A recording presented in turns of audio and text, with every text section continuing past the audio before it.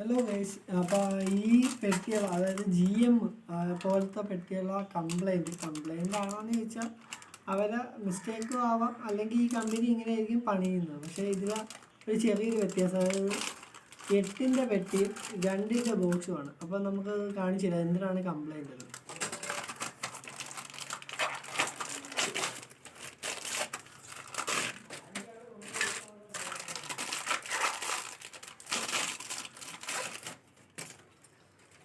ഈ 2 ബോക്സ് നിലവിൽ നമ്മൾ അടുത്തടുത്ത് വെക്കുമ്പോൾ ഒന്ന് ശ്രദ്ധിക്കണം. കാര്യത്തെന്ന് വെച്ചാൽ ഇതിൻ്റെ 2-ൻ്റെ ഹൈറ്റ് വ്യത്യാസമുണ്ട്. നിങ്ങൾക്ക് കാണാം, കണ്ട ഹൈറ്റ് വ്യത്യാസമാണ്. അപ്പോൾ നമുക്കിപ്പോൾ നിലവിൽ നമ്മൾ ഈ ഒരു പെട്ടി അടുപ്പിച്ച് വെക്കുമ്പോൾ ഇതിൻ്റെ സെൻറ്റർ കണക്കാക്കി, അതായത് ഈ പെട്ടിയുടെ സെൻറ്ററിലെ ഈ പെട്ടി വെക്കുകയാണ്.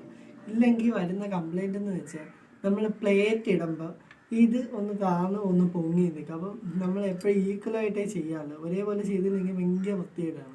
അപ്പോൾ നിലവിൽ ഈ ഒരു ബോക്സ്, അതായത് 2-ൻ്റെ ബോക്സ് എന്തായാലും ചെയ്യും. കാര്യം AC-യുടെ സ്വിച്ച് വയ്ക്കാനാണ് ഈ 2-ൻ്റെ പെട്ടി നമ്മൾ നിലവിൽ അടുത്ത് വെക്കുന്നത്. അപ്പോൾ നമ്മൾ എപ്പോഴും ശ്രദ്ധിക്കാനുള്ള കാര്യം എന്ന് വെച്ചാൽ എപ്പോഴും പെട്ടി വയ്ക്കുമ്പോൾ ഇതിൻ്റെ സെൻറ്റർ കണക്കാക്കി പെട്ടി വെക്കുകയാണ്. 2-ൻ്റെ ബോക്സ് താഴ്ത്തി വെച്ചാൽ പ്ലേറ്റിൻ്റെ അളവിൽ വ്യത്യാസം വരും.